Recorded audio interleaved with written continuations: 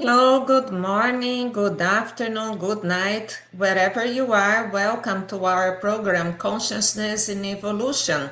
My name is Anna Yogan. I am here representing Reaprendentia International, a conscientiocentric institution entirely dedicated to re-education. You can find our page, Reaprendentia International, at YouTube, Facebook, and Instagram. Today, we are going to talk about multidimensional self-awareness. And this is a deep and layered concept that goes beyond the basic self-awareness. It's more than knowing our thoughts, emotions, and behaviors. It also entails recognizing and integrating different aspects of the dimensions of the self. It means psychological, emotional, physical, social, and spiritual. So it's a more complete understanding of who you are. When you are multidimensionally self aware, you are more grounded, emotionally intelligent, and resilient. It enables personal growth, better relationships, and deeper fulfillment. Would you like to dive deeper into your own dimensions? Here we have Professor Mário Luna, who is going to answer these questions. Mário studied Portuguese and English and has been teaching English for over 27 years. He's an entrepreneur in the language education sector. He runs the school called Idioma Positivo. He has extensive experience in translation, proofreading, simultaneous translation, and linguistic consulting. He began his study and research in Conscientiology in 1998. He has been a Penta practitioner since 2007, and he's currently volunteering at CEAEC and Reaprendentia. Welcome, Mario. This is your stage. Thank you, Anna. Thanks for having me once again. That is the third time that I'm coming to present my topics here at in the Consciousness and Evolution, and it's always a pleasure to talk here, right, through this channel. Can we start the presentation? Absolutely. Very nice, people. So let's get started. Today, as Anna said, our topic is multidimensional self-awareness. It's a very important topic because we are consciousness manifesting in multiple dimensions. As we're going to see today, I'm going to present first Conscientiology, which is the study of the consciousness. And then after that, we'll go to our topic straightforwardly, right? So let's start. Let me just, here we go. Okay, good. What we'll learn today: the definition of multidimensional self-awareness, its applicability, and how it works in daily life. This is the most important point, right? Because when you talk about multidimensional self-awareness, it may sound like something unreachable, intangible, that we just, hear, but it's not practical. It's not using a practical life, but it's 100% using a practical life. And this will be the focus today. I'm going to talk about it in having an emphasis, highlighting the practicability of this topic, and we'll see why. But first and foremost, it's important to say and remind the principle of disbelief, right? Don't believe in anything, not even in what we hear in this webinar. Experiment, have your own experiences. This is very, very important for you to keep your critical thinking, right? And it's all based on a scientific approach. So we encourage the researchers to have their own experiences. Okay, so let's start by talking about conscientiology. This presentation actually is grounded in conscientiology and its 7 foundational pillars, right? Conscientiology is a science proposed by the Brazilian researcher Valdo Vieira in the late 20th century that proposed the consciousness. Consciousness is the self, right? You are the consciousness. I am a consciousness. And we study the consciousness, an integral multidimensional, multi-existential, and self-research based way, right? So it's very important. Then we have these 7 pillars through which we based our studies. The first one is the holosoma. The holosoma is the holo, right? It comes from 2 words from the Greek, holo, which means whole, total, and soma, body. So holosoma is the set of the vehicles of manifestations of the consciousness, right? We have the soma, we have a negosoma with an energetic body, the psychosoma with the body of emotions, and mental soma, the mental body, the mind, okay? We have these 4 bodies manifest in different dimensions. We also consider the multidimensionality, the idea that the consciousness manifests, as I said, in multiple dimensions, not only here in the physical dimensions. Seriality, right, the concept of past lives and rebirths, also known as reincarnation, as part of a long evolutionary journey. And evolution continues from this life to lives in the future as well. Bioenergetics, or our bioenergies, they use and the study of bioenergies is very important. Universalism, not only because of the idea, based on the idea that the consciousness is universal, right? But also because universalism refers to the consciousness capacity to transcend the egocentrism, the exclusivity, or specific groups in a sectarian behavior, right? Then we should not, right, have this ideological, two-rooted ideological attachments. We should be more universal, to have a broader, inclusive, evolutionary thinking and action. And also the cosmoethics, that the idea of an ethics that goes beyond the human ethics, right? It's a lot higher, universal, multidimensional form of ethics, not only based on the things that we do this in this planet. And last but not least, but very important, is the self-research or the self-experiment, right? The self-experiment is that you are the subject of your own researches. Okay, in Conscientiology, we don't analyze something that is external to ourselves. You are the subject, the researcher, and the lab of what you research. So this is very interesting and encouraging, right? Because the more we study, the better we know ourselves. And this is basically what we're going to see today and what we're going to talk about, right? So let's go for the next slide. So let's start, just a sec. Okay, here we go.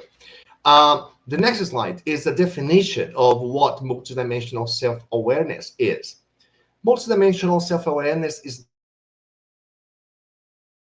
the condition of the mature lucidity of the intraphysical consciousness regarding the consciential life within the evolved states of multidimensionality, achieved through the power of will.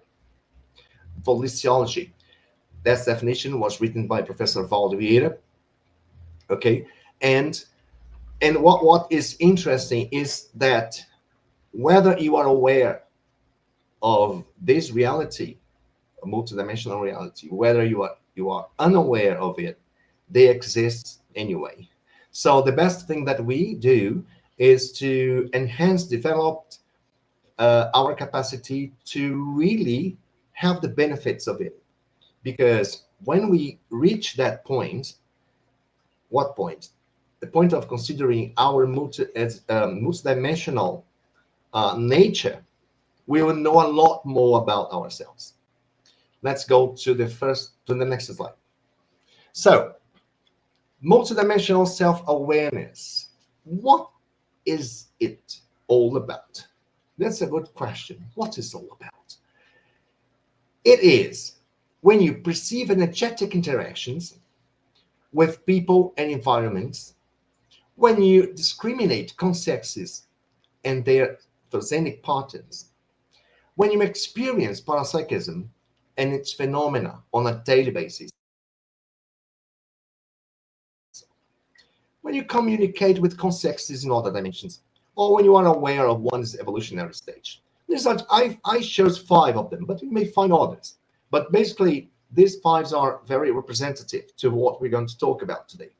And one thing that I would like to mention here is parapsychism. This word, even though it was coined by a French guy in the late 19th century, like Émile Boha, it's not very much used, or not well known by the majority of people. But parapsychism is the capacity that we have of having a sensitivity to communicate with other dimensions beyond the 5 physical senses. Right? We're going to see this through the phenomena. It will be clearer for you to understand parapsychism. So parapsychism is the capacity of communication and interact with beings and environments other than the ones we have here in the intraphysical environment, and meeting consciousnesses consciousnesses that are in the extraphysical environment. Okay, this is the communication we might have with the extraphysical environment. So basically, these 5 topics, 5 bullets here, it's concerning how the multidimensionality, how the multidimensional self-awareness expresses, right? Okay, let's go to the next one. And here we go with the approach of the practicability of this topic. It's very important to see the practicability of this topic. When we say living multidimensionality on a daily basis, it means when we interact with places, when we interact with people, when we have a parapsychic phenomenon, when we experience a parapsychic phenomenon, when we talk about seriality, when we consider the consciousness identity, the real one, we have an intraphysical identity, but also have an extraphysical identity when we manifest in other dimensions. Evolutionary stage as well. So we are going to talk about these 6 topics today to define exactly how the multidimensional self-awareness works on a daily basis, because we live multidimensionality on a daily basis. It's important also to tell you that while I'm talking here, while you were watching this presentation, try to see in your everyday life what kind of aspects or experiences do you have concerning what we are talking about. Try to see in your experience those things that you get related to what we say here. It's very interesting that you maybe find examples that you have in your everyday life that will match to what we are going to point out as a characteristics of living the multidimensionality. Anna. Yes, would you say that dreams, deja vu, and synchronicities, are they related to the multidimensional perception? Yes, definitely. Uh, Dreams, I wouldn't say that much, because when we talk about lucid dreams, we are halfway through lucid projection. But if we talk about dreams, directly about dreams, I would say that dreams are made in the subconscious. As far as I know, I'm not a good expert in dreams, but as far as I know, dreams is really created in subconscious. So, but if you are talking about synchronicities, yeah, it has a lot to do with the way we interact with people and the way we interact with bioenergies and the energies of places and contexts, right? So yeah, I would say that. Very good, thank you. All right. There we go. Then let's continue with this. And here I'm going to talk about interacting with places, people. The thing is, when you go somewhere, right? How When you go somewhere, do you feel the energies of this place? How do you interact with the energies of this place? I'm going to say, for example, that I have to work out all my energies when I go to museums, because museums have, in general, a very dense energy, and it may interfere in my energies. It may affect me somehow. So because of the Olofosine. What's the Olofosine? Olofosine is the average thosine, which is a short word for thoughts, sentiments, and energies, right? Thoughts, energies, sentiments, and energies. So this is a kind of residual energies that is impregnated in a place because of the activities of those places, because of the people who visit those places. And this activity and these people over the time create these holothosines, which is the average of the energies, the thoughts, and the sentiments and emotions of these people in that specific place. For example, if you go to shopping mall and you go to a store where you have children's toys, they sell children's toys. So you have one specific kind of energy, kind of holothosine. But if you go to a sex shop, then you have another kind of holothosine. If you go to a bookstore, you have another kind of holothosine, because the people who go to those places and the things that are selling on those places, right, the activity of those places determine the kind of holothosine these places have. And we have different kind of interactions in these places. So, and this is energetically. Sometimes we go to some places that we don't feel very well, and we may have headaches and so forth. So this is a way of this kind of interaction, multidimensional interaction we have in those places because of the pattern or quality of energies that is pervading on those places. Energetic rubbish, it's another thing that when you have an object that's totally useless or old, or an object that has not a very good quality of energy, may also interfere in the places we go. Parapsychotic contexts, when you go to what people call haunted places, right? It also affects us somehow. And the frequent visitors of the places. Sometimes the place is okay, a restaurant is fine, but maybe the quality of people who are there in a given moment, right, or in a specific moment, it really affects the energy of the place. But when we are interacting with all these contexts, what is going on is the quality of energies that we have in certain places. As I said, when I go to a museum, I first try to mobilize my energies to kind of create a shield that will protect me from negative energies. So this is advisable, right? When we go to places that are more vulnerable or prone to bad energies or sick energies, sometimes you may say so. Okay, so interacting with places is one important issue that we may consider dealing with the multidimensional. So we have to be aware of these realities and protect ourselves, right? Depending on the place we go. So it's advisable to shield ourselves, energetically shield ourselves, in order not to be affected by the energies of the place. And also see in our house the energetic rubbish that we might have, the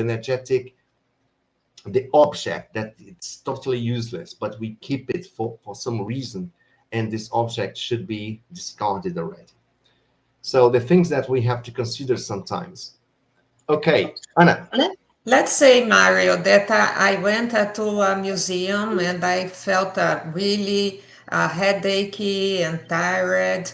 What would be the tools that I could use to kind of work that kind of assimilation that I had there?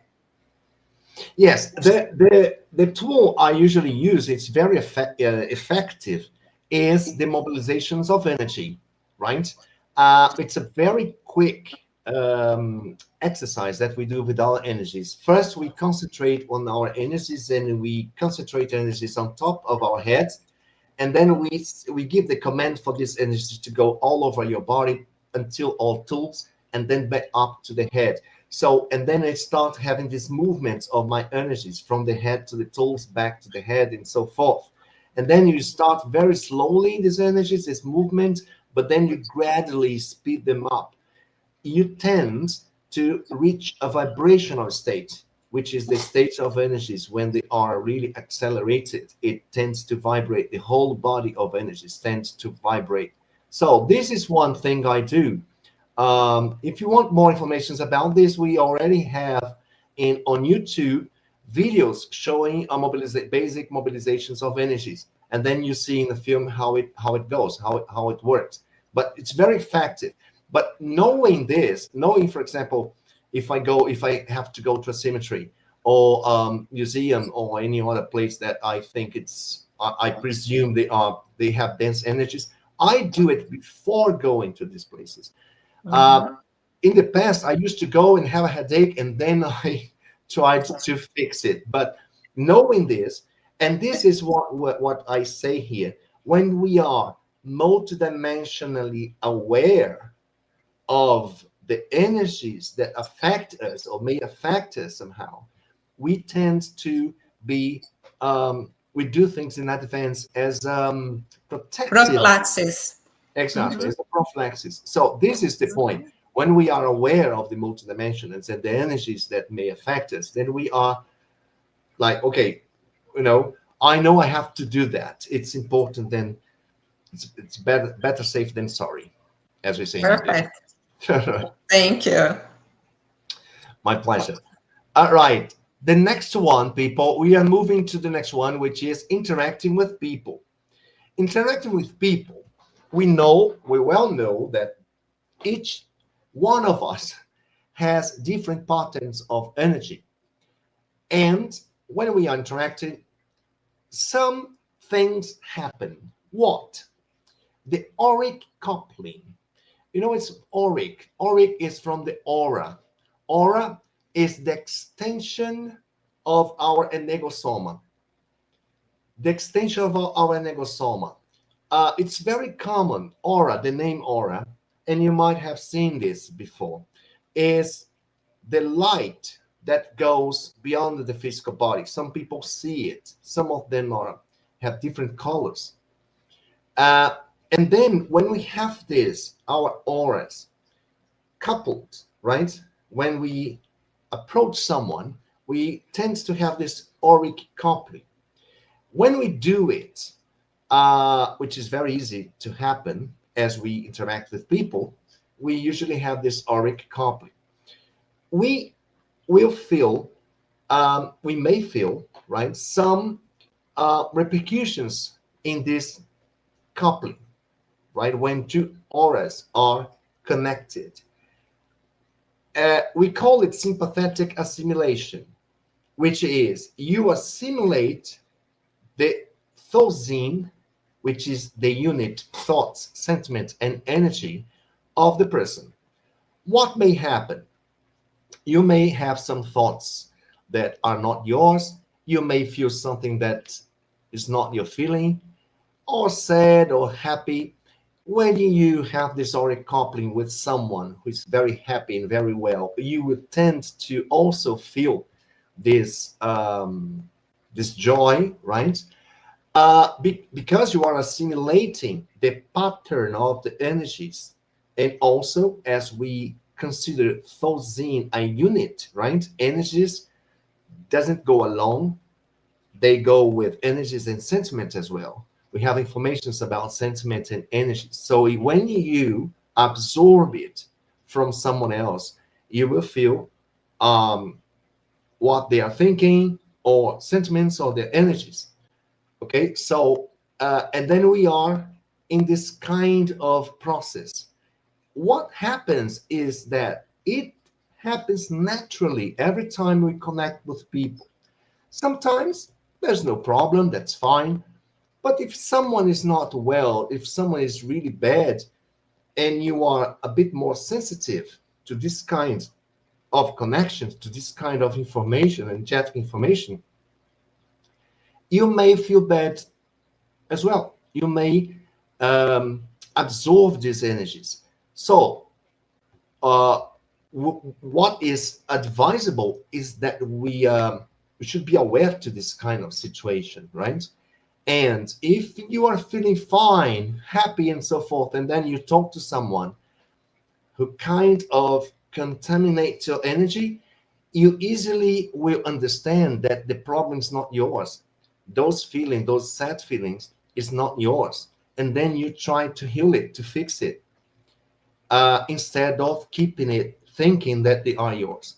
So when we are aware that it may happen, right? So we tend to do a kind of self-defense energetic maneuver, right? We tend to work out with our energies to in a more protective way, exactly to have our energies not contaminated by this assimilation from someone.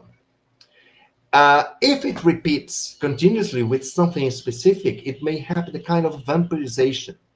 A vampirization is a kind of thing that happens when someone is really a wanting, needy of energies. And when we interact with these people, this person tends to drag your energies, tend to drain you energetically speaking, right? So, and then you tend to feel with headaches or deprived of any energy, or, you know, feeling bad and so forth. So this kind of vampirization is very common, especially those friends, right, who make callers and spend like 30, 40, 1 hour on the telephone complaining about life, complaining about their miseries. And after this telephone call, you are absolutely drained. So it's very common, a lot more than we think. Okay, the telepathy and insights. Also, there are people who will inspire us and have these telepathic connections. For example, even when we are talking about consciousness or consciousness from the extra-physical environment or spirits, right? When we are channeling this, these energies, we may have some telepathic messages or insights that we are not expecting, but we are interacting with them, so we may have this kind of response. Sometimes when we are writing something, we have this kind of inspiration, and this is very good to get connected with a good helpers, extra-physical helpers, when we are writing something. And the more assistential, the more cosmoethical, the more universalistic what we are writing can be, the better it will be for this connection to happen, right? And more easily it will happen because of the purpose of what we are doing. If the purpose is substantial, if they are going to help people, we'll possibly have the inspiration, the insights, or even telepathic communication with helpers. It happens very easily sometimes when we are well connected. And this is the reason why when we write something, we have to thank the extra-physical team as well. Not only the help that we might have from the extra-physical consciousnesses, but also from the extra-physical consciousnesses who interacted with you while writing anything. Anna. You talked about interacting with the helpers, which are higher beings. How would you say that, what kind of signs or experiences that we would expect when we are accessing a higher dimension? Because that is also possible, right? Yes, or the repercussions, or when we Yes. know that we are talking to a helper. Yeah. Okay, that's very interesting because I was giving a class in English this morning, Conscientiology in English, and I had the same questions from a student. He asked me, Mario, when do you know that the person talking to you is the helper and not an intruder? And I said, okay, an intruder and a helper can say the same word. The example I gave was love. Imagine, hypothetically, that the helper says to you the word love, and the intruder says the same word love. How can you know that one is a helper and the other is the intruder? I'm asking you back. No, Ah, okay, let me tell you. All right. So you know through the energy. You know through the energies. Okay. The example was for the help and intruder. Let's put things in our intraphysical realm. I would say to you, Anna, I know you, right? Me, Mario. I am Mario. I know you, right? Because we've been together working conscientiously for quite a time now. Uh, okay. When I say love to you, Anna, I'm sincere. But if someone comes to you and say to you, "Hi, Anna, yeah, I love you," how would you differentiate the love you hear from someone close to you and from someone that you don't know? That's basically the I would analogy. have a big interrogation point. Exactly. That's basically the analogy I do between helper and intruder. You'll feel the energies in what they say and what they do. When the helper acts, it's a lot more comforting and pleasant and relaxing and evolving than the response we have when they say anything than when the intruder say. Because some people come to you and say, "Hi, Anna, how are you? I miss you a lot." And you say, "Uh-huh." The person's lying. The person's lying. So, and this is one very good example that we see when we want to distinguish the energies. I would say sometimes, of course, sometimes this kind of deceive, it's more um, complicated, it's more difficult, technical, but sometimes it's not easy. You feel Mhm. the energies of the person who Right. is saying.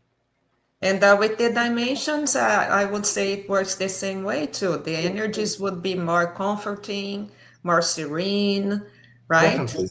Yeah. Mhm. I once had an experience, out of body experience with my father. My father deceased in 2004. And so I had an experience with him in the extra physical environment. And he showed it to me and he said, "Filho," this is the way he used to call me. But when I saw him and I heard, I said, "It's not my father. It's not my father." That was weird. But of course, I didn't approach him.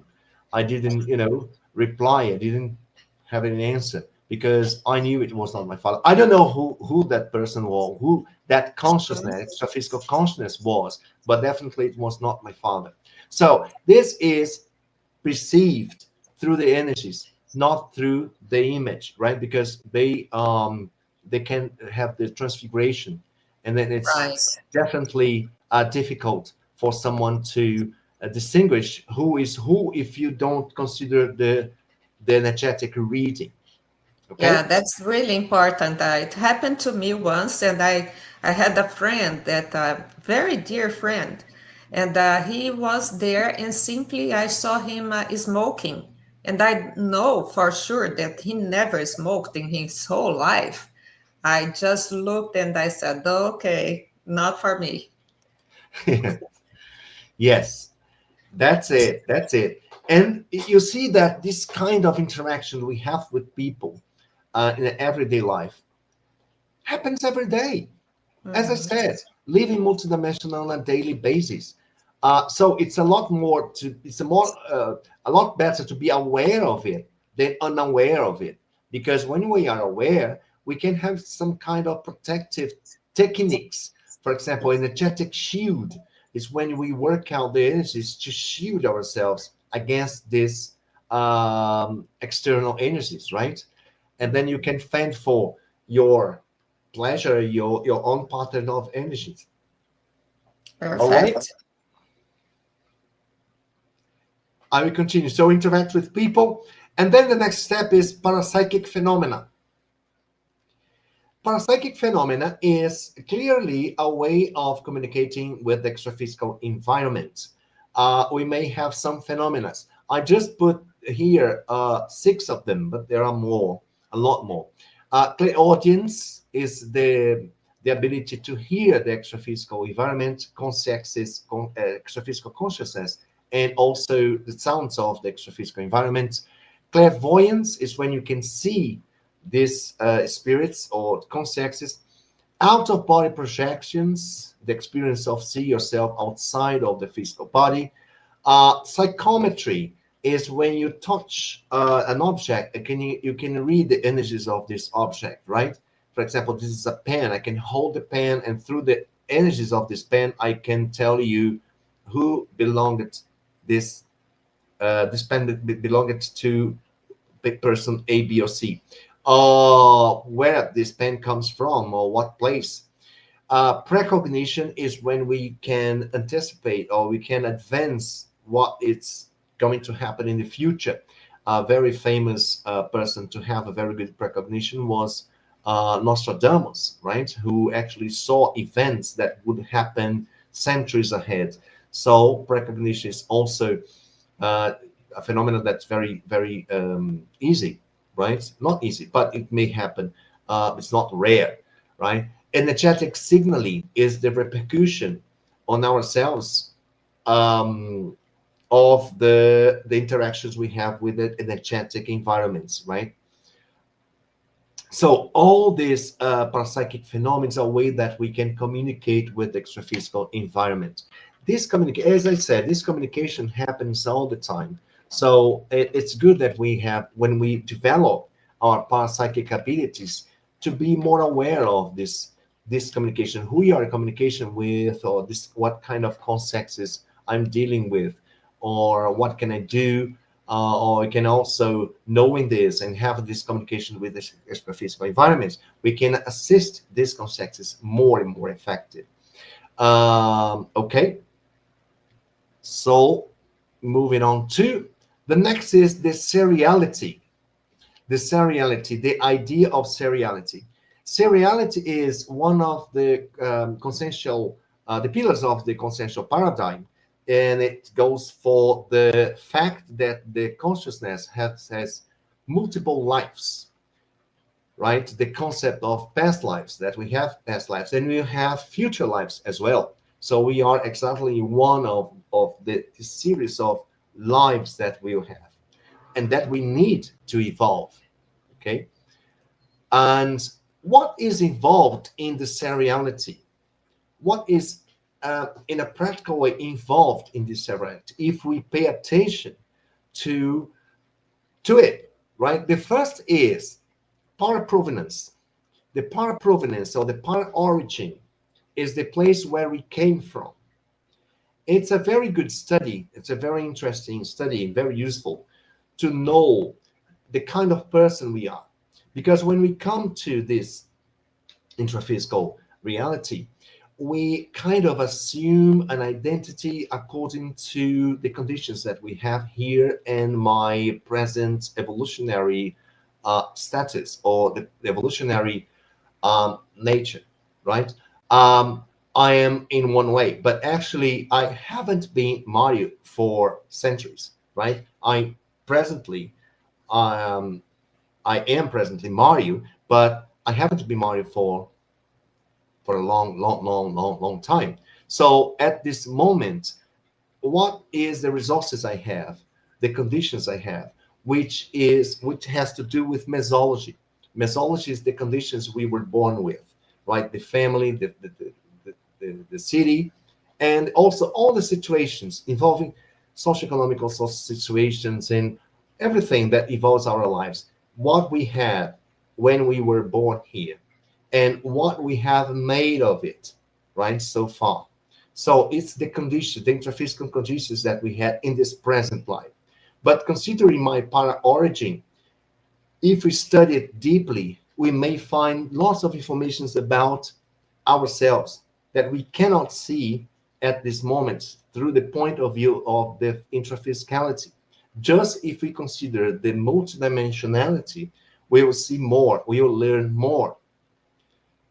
Okay, retrocognition is when we have, it's another parapsychic phenomena.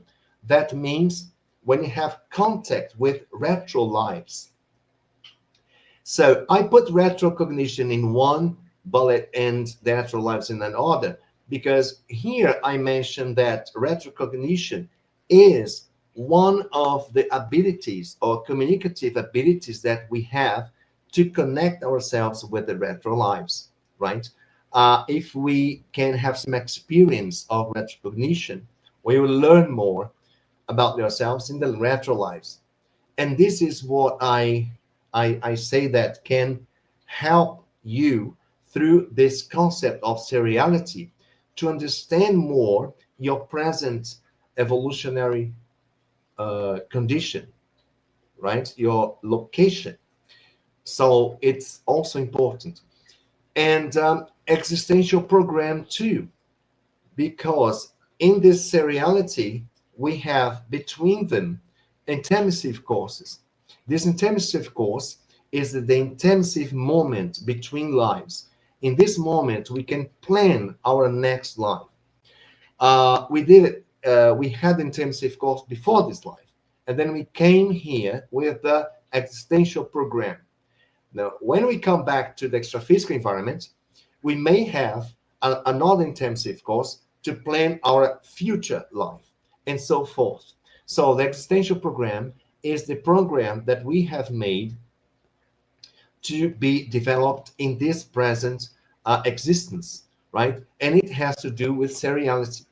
What I like, my profession, what I do, if I am involved in volunteering work, if I'm involved in assistential work, what kind of job I have, and so forth. All this tells a lot about the existential program that we have.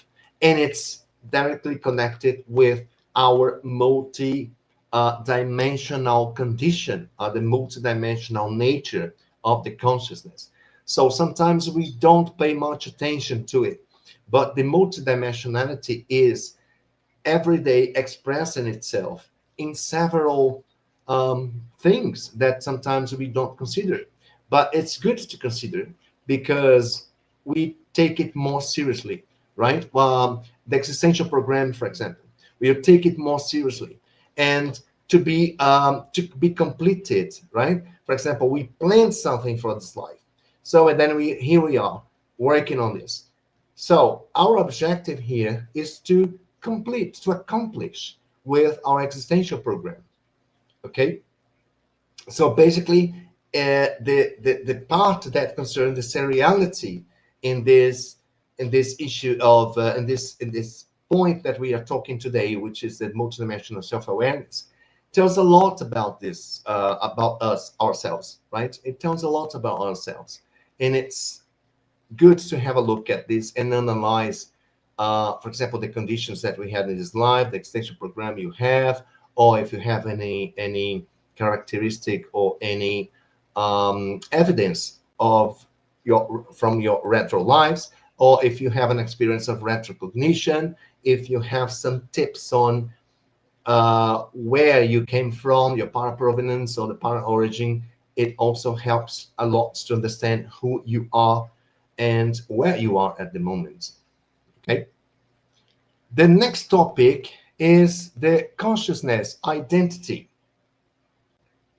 The consciousness identity. Let's go and talk about this.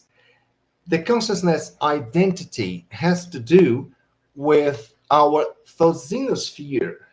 What is this?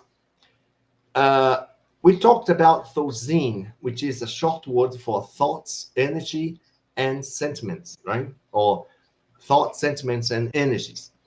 Okay. The way we act, the way we behave, the person we are at this right moment is actually represented in a pattern of thousine, or the thousanity, as Anna put here in on the screen. The way we express our thoughts, sentiments, and energies, the thousanity. So what is the level of our thousanity nowadays?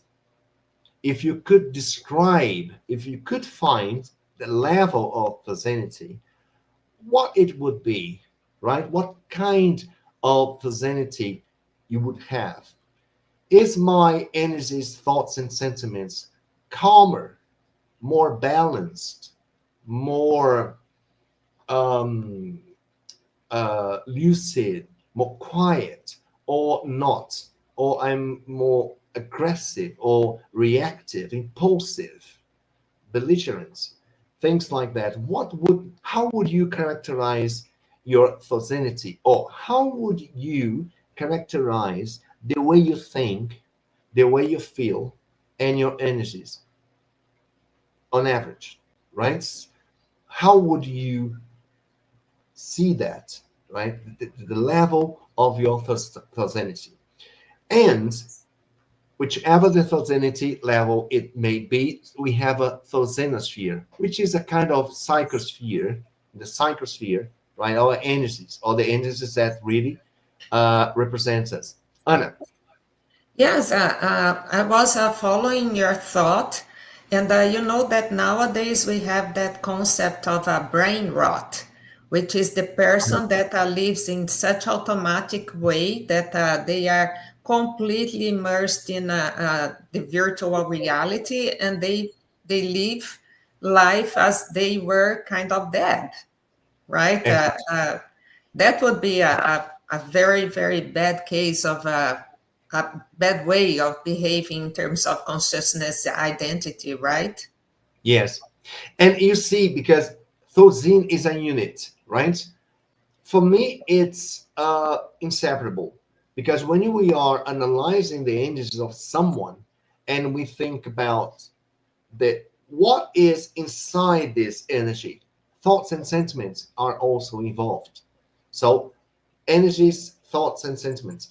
And then you see, if you see these kind of things, or if you see certain kinds of movies, or you read certain kinds of books, or you like to watch videos A, B, or C, it will definitely interfere in your energies and the way you feel, right? Because it's a kind of disruptive cognition sometimes that you have that affect your energy and then affect your sentiments, affect your emotions.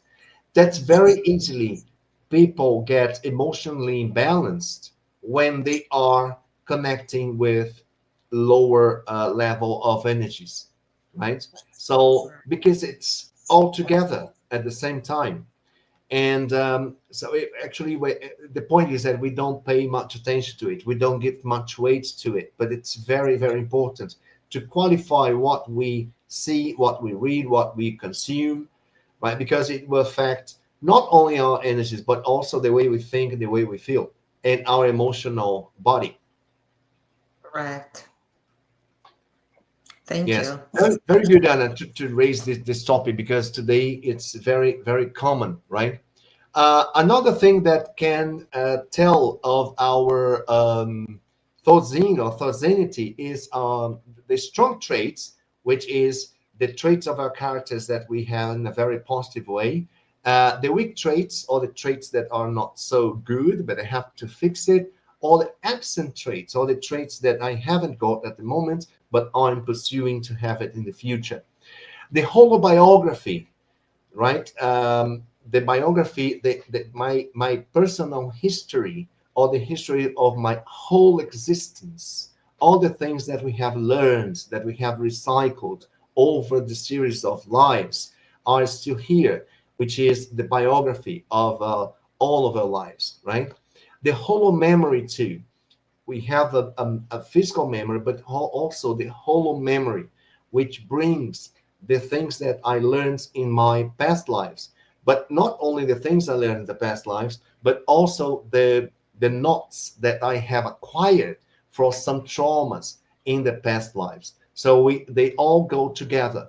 Um, and this is sometimes this actually not sometimes, but this explains our vulnerabilities in this life that we may bring from other lives, right? This kind of emotional knots that we have acquired in the past lives that we still have in this life.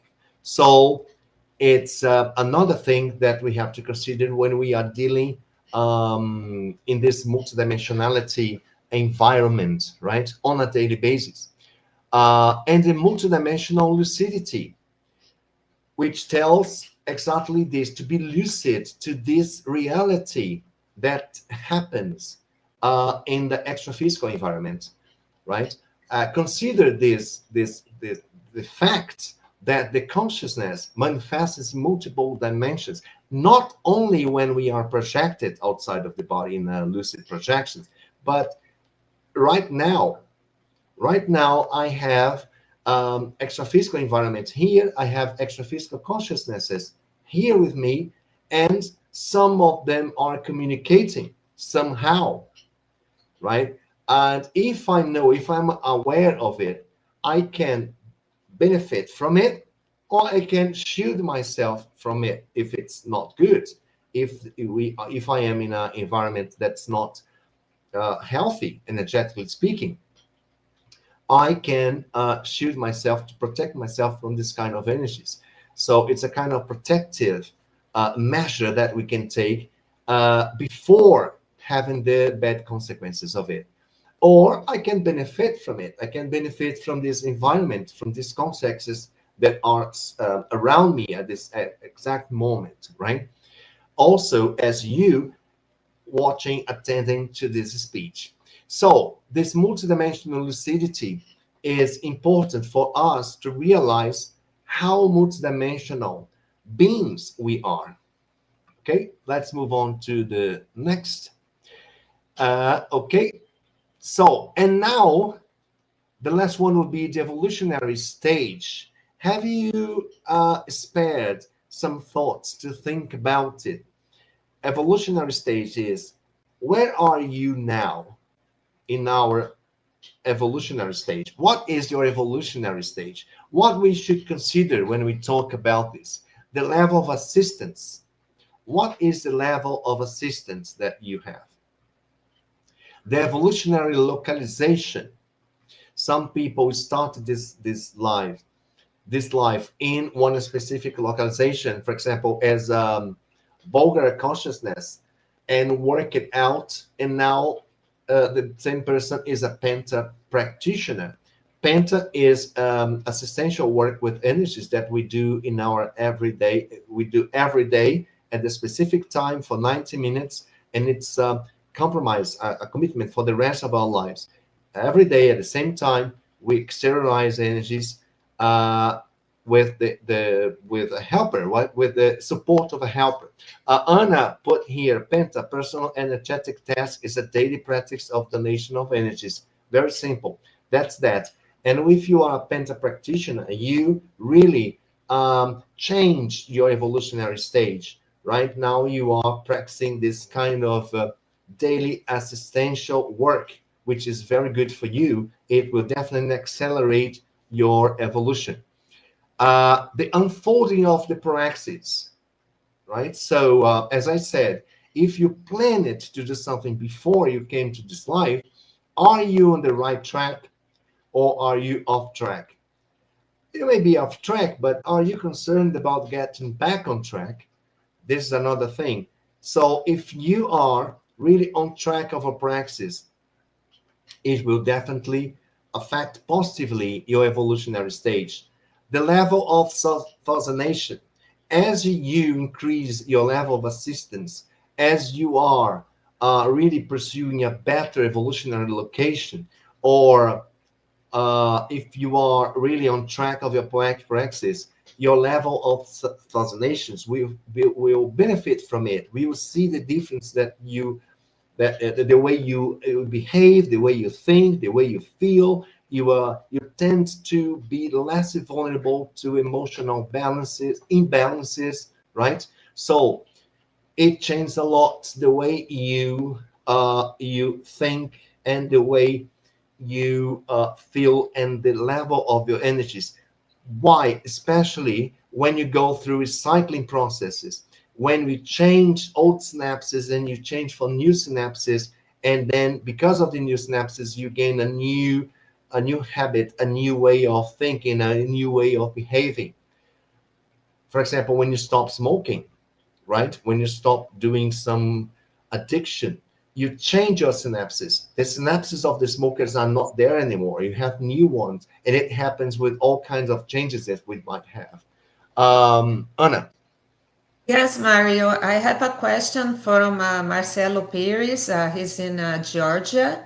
He asks, which tools do you recommend to learn about our previous lives? And how can we access a part of our autobiography?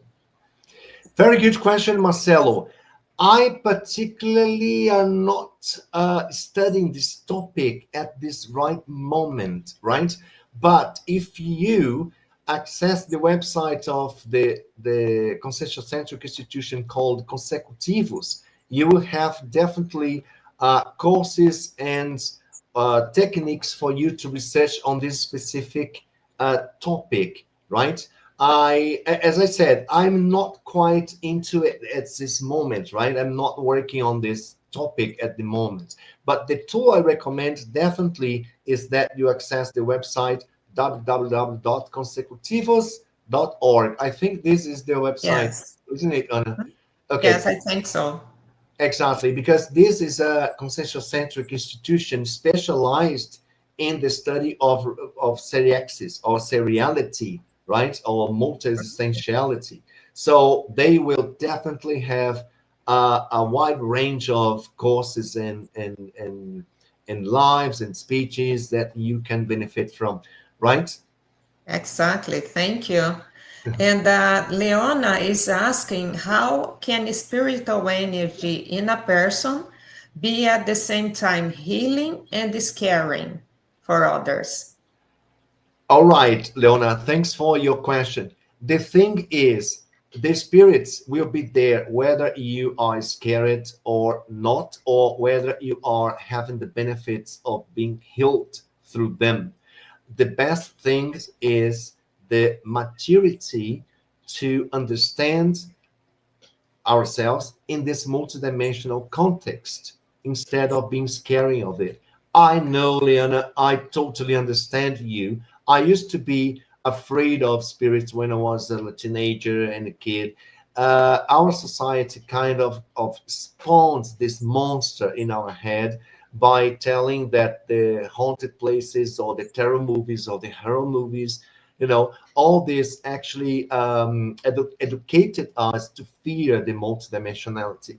But then we start having this twist, right? This that when we turn the key to something different, right? To have really this vision as something that is not scary, right? They are part of our existence here.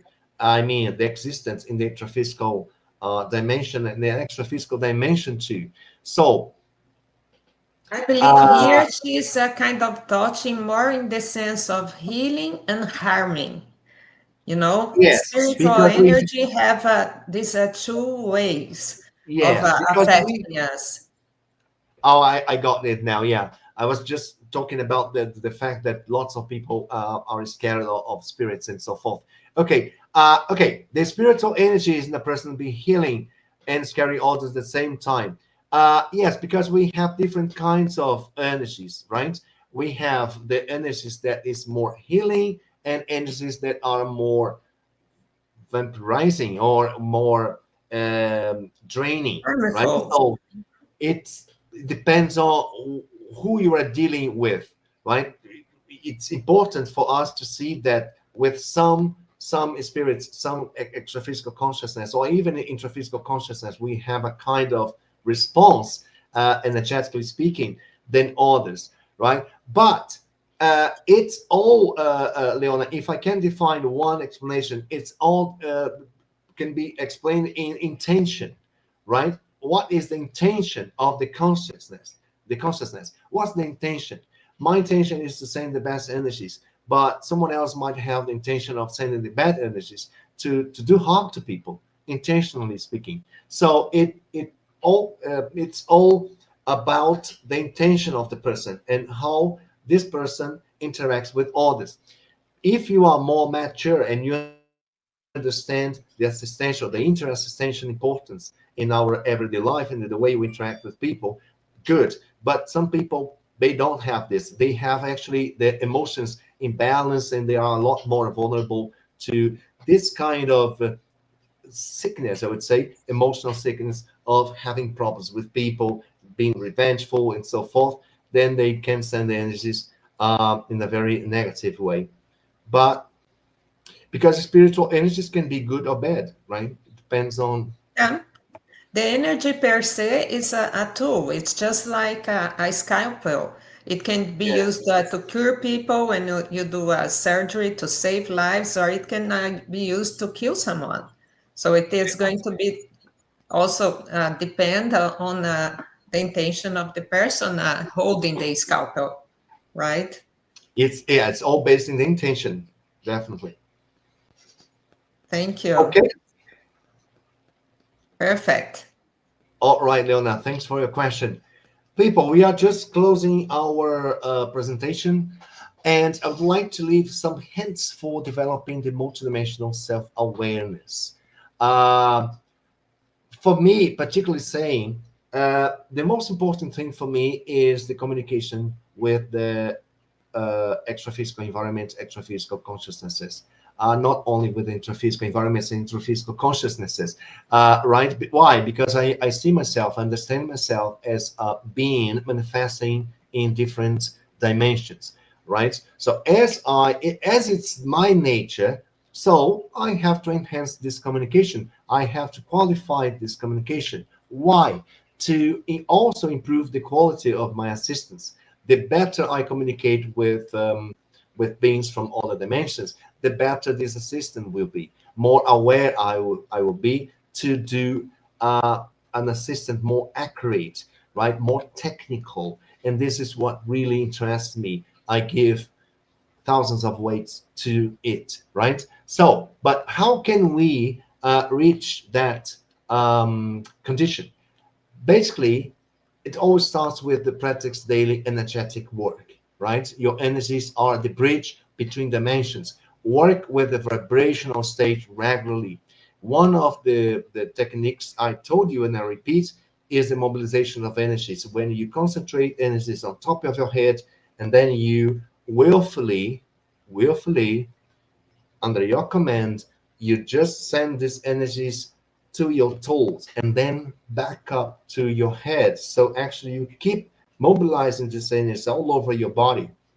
And if you can, so you can pay attention to your chakras, corona chakra, frontal chakra, laryngeal chakra, right? Cardiac chakra, and so forth. And then you go like having this cleansing all over your body until your toes and back to the top of your head. And slowly, gradually, you speed the movements of the energies until it's very fast. So when it's very fast, oh, here we go. Fantastic. Thank you, Anna. And this is the movement in the mobilizations of energies until you set the vibrational state. Okay, you trigger the vibrational state. This is a fantastic prophylactic practice for you to cleanse your energies. Okay, and as the more you work your energies, the more sensitive you will be, because you are working with your negosoma, right? You are working with your negosoma. You are moving your negosoma, and when you move your negosoma, it tends to be more elastic. It tends to be more um, sensitive to the energies, to communicate and to get information from the extra-physical environment. So actually, you enhance your power perception. Just become more receptive to observe subtle impressions. The observation is also very important because we tend to disregard what is not so evident, but sometimes we have some kind of information in a very subtle way, right? So it's important for us to be focused in the details of it, right? Practice lucid projections through techniques. Out of body experiences are one of the most direct ways to access multidimensionality. I think it's the best way to access multidimensionality because with the lucid projection, you see yourself, the multidimensionality there, not here. There, wherever it might be, right? Engage in assistance. Helping others cosmetically activates multidimensional support. Definitely. We don't have pet helpers, right? We don't have pet helpers. We don't have private helpers. We have helpers who are actually buying our idea or our projects of assistance, right? If you have this, if you are working on a project, if you are really doing something that will help, will be useful for lots of people or for many people, we'll definitely have the help or the support of a helper, right? Look for synchronicities. They are all the time happening every day in our lives. Multidimensional self-awareness is not separate from your everyday life. It's present. Don't forget, you manifest multidimensionally every single day, 24 hours a day, 7 days a week. So all these points of these studies will, if you pick one, if you tackle one, and you try to develop that one, you can really start having or being more aware of this communication, always considering it, always considering it. Even when we are, for example, when we are feeling sick or we have a physical problem, it started in our energies. It's not only physical, it starts in our energies. Our energies are also sick. So if you are a person who takes care of the pattern of your energies, if you work out your energies, if you tend to qualify your thoughts, your sentiments, your energies, you will be more shielded against lots of problems, including healthy problems. So being multidimensionally aware will definitely have loads of benefits for your life, right? Your communication with yourself, with your history, it will be more effective for your evolution. And here we go. How aware are you of your multidimensional nature? This is the question I leave you with. I assign as homework for you. We could say that being multidimensionally aware, it's part of a self-caring for yourself, right? Definitely yes. Yes, Anna. Because nowadays everybody's talking about integrative medicine and how to be healthy, and that this is definitely one item of considering to have a good health and a good life, correct? Definitely. And we have actually to achieve in a practical way the not the habit, but the behavior of consider our multidimensional interaction 24 hours a day, 7 days a week. Because we don't. Mm-hmm. Yes, funny enough, sometimes we are like researching, reading, studying lots of things, doing lots of courses. But how often are you really considering the multidimensionality, your extraphysical companies, your extraphysical history, your possibilities, the possibilities that you have through your holo memory, holobiography, your history, your extraphysical identity? You know, it's not like something that goes separately, but in my idea, it's a very personal answer. When we start thinking about ourselves, as you know, it's in this whole package, not only intraphysical package, but in this whole package, we will learn a lot more about ourselves. Very, very good. So I'm afraid our time is already up. And if you enjoyed this conversation, please give us a like or subscribe to our channels. Uh, on May 4th, we are going to have instructor Marlon Muraro sharing his experience as a road traveler. And I would like to thank very much Professor Mario to be here with us and to give this wonderful lecture. Thank you so much. Very, very nice. And I thank you and thank you, Reaprendentia, for this channel for us to be communicating because I love to communicate with people wherever people are. So thank you very much once again. Okay. See you next time. Bye bye.